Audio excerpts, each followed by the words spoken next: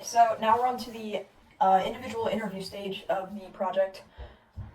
I showed the people the film, so I had to watch it beforehand to get that suggestion. It was a really good movie the first time I watched it. I was kind of like, I was really shocked.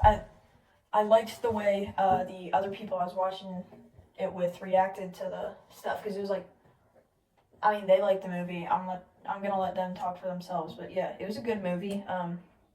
It was really suspenseful. I don't know if it was as much horror as it was suspense, but it was it was a really good movie.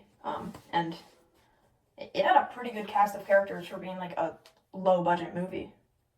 So yeah, overall, my rating, I'd probably give it like a probably 9.265 for my rating. So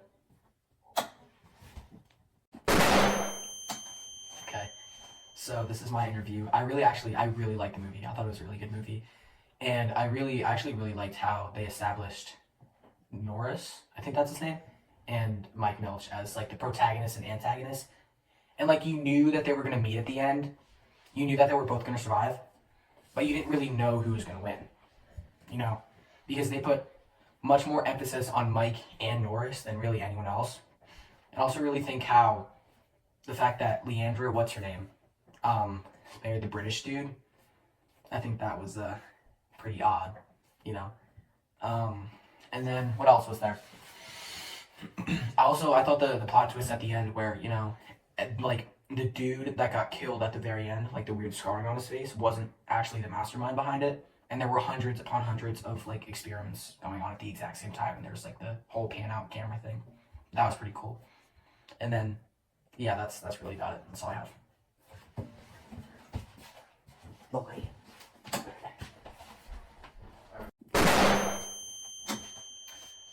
This is my interview on it. I really liked it. I thought it was really cool how like it wasn't like a long movie. It felt more like a short, like a I don't know how to describe it. It felt more like an advertisement that you'll see on like a Super Bowl ad, but like different. It was like it didn't feel like a complete movie. I think the characters were really cool. I think the ones that they actually did flesh out enough, like the British dude who had the Magneto actor, and like all the people. Like Mike had a really good actor. I don't know who the actor was, but they were really good at like conveying a lot of the stuff. And I think it really like when they started killing people like in the first like 15 minutes of the movie, I thought it was really cool, like the initial reactions and how everyone panicked, and then how the main bad guy immediately he wanted the weapons immediately instead of just like staying calm and like, but like he knew that it wasn't really joking from the start, and like he was really like he was really like he knew what he had to do. I think that was a really cool part. I'd say about 8.5 out of 10. I really liked it. It was a good movie, and that was cool. So now we are on to the summary stage, and I'm talking about the like first part of the film. He's second, he's third. So during the first part, a lot of characters are being developed. We're shown the main character, Mike Milch. We're also shown his girlfriend Leandra, and a bunch of other office workers that some won't really play that big of a deal. They just get killed. Yeah. So, and as they're driving in to the office, there's a bunch more security, and they're all getting like checked in their car. They have like drug dogs and such, and they start working, and then they hear over the PA system, please listen to my instructions. Your chances of survival increase by following my orders. In the next 8 hours, most of you will be dead. In the next 30 minutes, you must kill 2 of your fellow coworkers, or we will do it for you.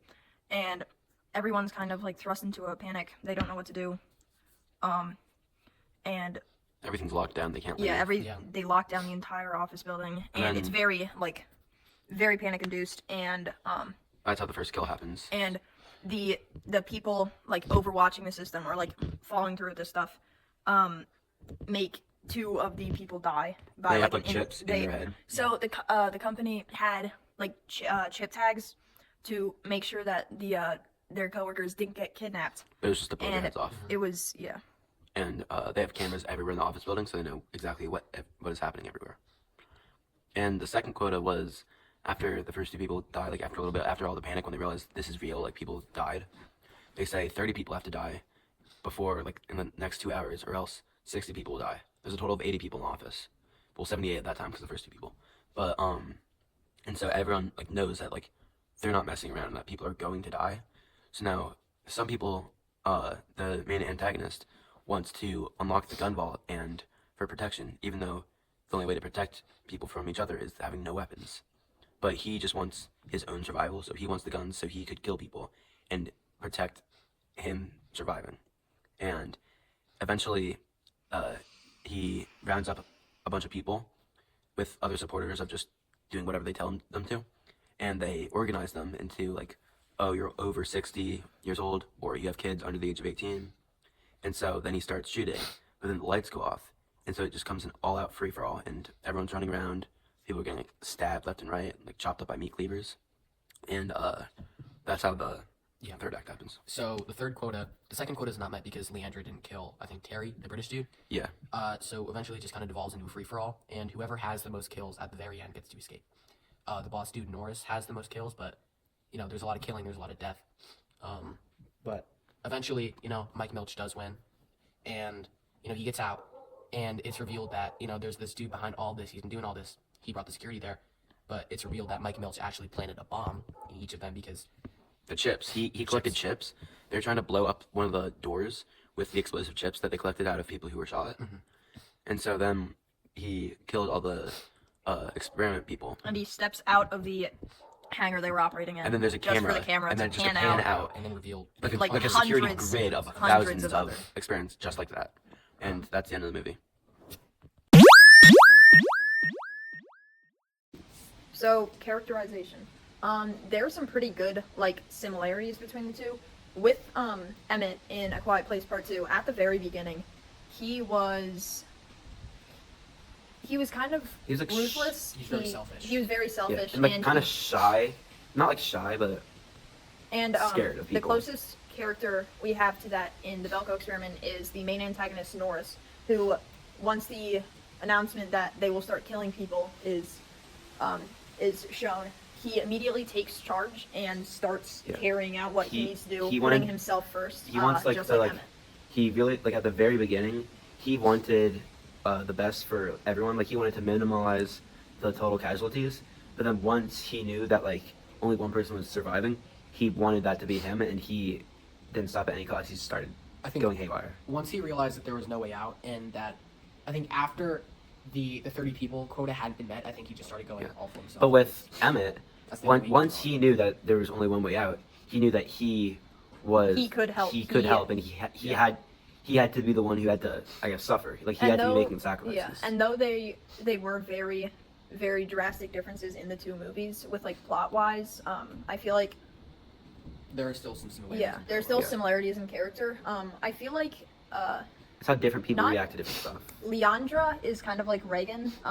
Yeah, for sure. She kind of she's very shy, but she stands up near the end, Yeah, she and takes charge almost- and she knows what yeah, she she- needs to do. and she almost kills some dude. Or well, she she was does going at the to. end. The pervert dude. Yeah. Yeah. Yeah, that's Yeah. basically it for most of our characterization. Yeah.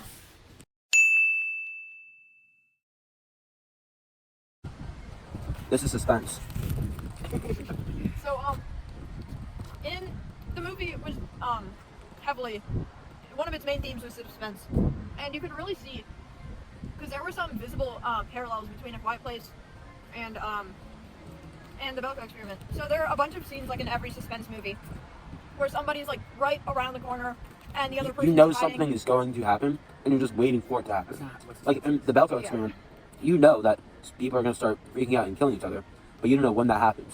So when it does happen, it is a surprise, even though you know it's going to happen. This happens at 2 points in the film. The first one was when they tried to get help.